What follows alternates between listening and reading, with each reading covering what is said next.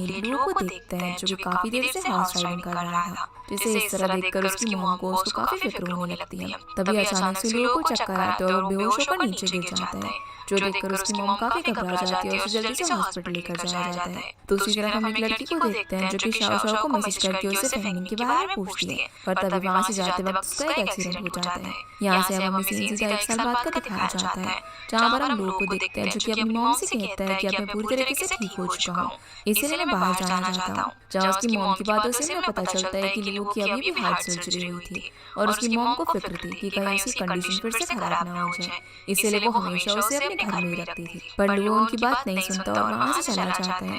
फिर हम हमारी फीमेल लीड शाओ शाओ को देखते हैं जो कि एक ग्रेव पर जाती है और उसे एक्स बोलकर अपनी न्यू डिजाइन की हुई ड्रेस दिखाती है, जिसका मतलब 1 साल पहले हुए एक्सीडेंट में एक्स की मौत हुई थी। अब वो यहाँ पर उसके फेवरेट गिटार से उसके लिए म्यूजिक प्ले करने वाली थी, लेकिन जैसे ही वो बैग खोलती है तो देखती है कि गिटार की स्ट्रिंग टूटी हुई है, इसीलिए वो जल्दी से पास की शॉप पर स्ट्रिंग लेने के लिए चली जाती है। इसी बीच हम लुओ को देखते हैं जो कि एक म्यूजिक स्टोर पर जाता है और अपने गिटार के लिए स्ट्रिंग खरीदता है। तभी वहाँ पर शाओ शाओ आती है और उसे भी यहाँ मार्टिन गिटार के स्ट्रिंग्स चाहिए थे, जहाँ शॉप ओनर बताती है कि उसके पास सिर्फ आखिरी स्ट्रिंग्स बचे थे जो कि इस आदमी ने खरीद लिए हैं। अब जैसे लुओ यहाँ पर शाओ शाओ को देखते हैं तो उसे कुछ विजन्स आने लग जाते हैं और उसके हाथ में पेन होता है, जैसे कि वो पहले उसे मिल चुका हो, लेकिन वो इसे नजरअंदाज करके स्ट्रिंग्स लेकर जाने लगता है।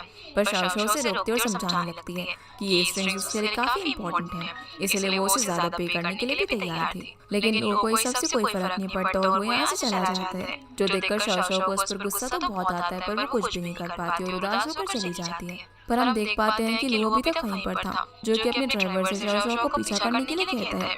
शाओ शाओ वापस से एक्स की ग्रेव पर पहुंच जाती है, जहाँ वो उसे स्टोर में मिले हुए पर्सन के बारे में बताती है जिसकी वजह से उसे स्ट्रिंग्स नहीं मिल पाई। जहाँ हम देख पाते हैं कि उसके पीछे पीछे लुओ भी यहाँ पर आ गया था, जो कि उसे छुप कर देख रहा था।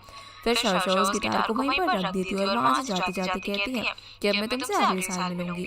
पर उसके जाने के बाद लुओ उस ग्रेव पर आता है, जो कि उस गिटार को अपने पास रख लेता है। इसके बाद हम लुओ को देखते हैं जहाँ उसका भाई उसे सवाल करता है कि तुमने भला गिटार सिमेट्री से क्यों चुराया, जिसके जवाब में लुओ कहता है कि ये वही गिटार है जो कि मैंने अपने सपनों में आने वाली लड़की के हाथों में देखा था, इसलिए से उसका पता लगाने में इस गिटार को अपने साथ लेकर आ गया। लेकिन ये सारी बातें उसके भाई के सर के ऊपर से जा रही थी। फिर वो लुओ को एक सरप्राइज देने के लिए एक होटल के रूम में लेकर जाता है, जहाँ पहुंचने के बाद वो देखता है कि उसने उसके रिकवर होने पर पार्टी की तैयारी की हुई थी, जिसे देखते ही वो यहाँ से जाने लगता है। लेकिन उसका भाई उसे पार्टी में आने के लिए मना लेता है, जिसके बाद पार्टी शुरू होती है। यहाँ हम इनके साथ वाले रूम में देखते हैं जहाँ पर शाओ शाओ रुकी हुई थी। वो इनकी पार्टी के शोर की वजह से बिल्कुल भी सो नहीं पा रही थी, इसीलिए तंग आकर वो इनसे बात करने के लिए चली जाती है। जहाँ दरवाजे पर लुओ का भाई आता है, जिसे शाओ शाओ कंप्लेन करने लगती है कि उनका म्यूजिक बहुत ज्यादा लाउड है, पर क्योंकि उसने काफी ड्रिंक कर रही थी और म्यूजिक भी बहुत ज्यादा तेज बज रहा था, तो उसे उसकी बातें बिल्कुल भी समझ नहीं आती, जिससे वो परेशान होकर वापस से अपने रूम के अंदर चली जाती है। अगले दिन अब जब शाओ शाओ अपने रूम से बाहर आती है तो देखती है कि कल रात पार्टी वाले रूम से कोई बाहर निकल रहा था, इसीलिए सही मौका समझकर वो उसे सुनाने के लिए उसके पीछे जाने लगती है। पर जब वो लिफ्ट में उसका चेहरा देखती है तो हैरान रह जाती है, क्योंकि ये पर्सन लुओ था जिससे कि वो म्यूजिक शॉप में मिल चुकी थी। लिफ्ट में वो उसे कंप्लेन करने लगती है कि कल रात वो लोग कितना जोर से म्यूजिक बजा रहे थे, इस पर लुओ से माफी मांगता है। पर शाओ शाओ को देखकर वो यही सोच रहा था कि ये कौन लड़की है जो कि बार बार उसके ख्यालों में आती है, जिससे कि उसके हाथ में पेन होने लग जाता है। और उसकी ऐसी शक्ल देखकर शाओ शाओ सोचने लगती है कि पता नहीं कैसा अजीब सा इंसान है। रिसेप्शन पर जाकर अब दोनों एक साथ चेकआउट करते हैं और वहाँ से जाने से पहले लुओ एक बार फिर से कल रात के लिए उससे माफी मांगता है, जिस पर शाओ शाओ कहती है कि तुम्हारी वजह से मैं पूरी रात सो नहीं पाई। जिनकी ऐसी बातें सुनकर रिसेप्शनिस्ट को सॉरी समझने लगती है, जो देखकर शाओ शाओ उन्हें सब कुछ क्लियर करती है।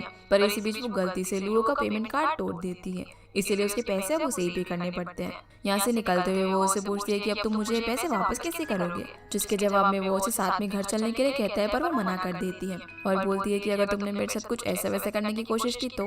इसीलिए वो उसके फोन में अपना नंबर सेव कर देती है ताकि वापस जाने के बाद वो उसे पे कर दे, और जाने से पहले वो उसे धमकाती है कि अगर उसने पैसे नहीं दिए तो पुलिस में कंप्लेन कर देगी। फिर हम देखते हैं कि लुओ अपने भाई के साथ कहीं पर जा रहा था, तभी वो कुछ फोटोज देखता है जो जगह उसे अपने सपनों से मिलती हुई लगती है, इसीलिए वो उससे हेल्प मांगता है वहाँ पर जाने के लिए।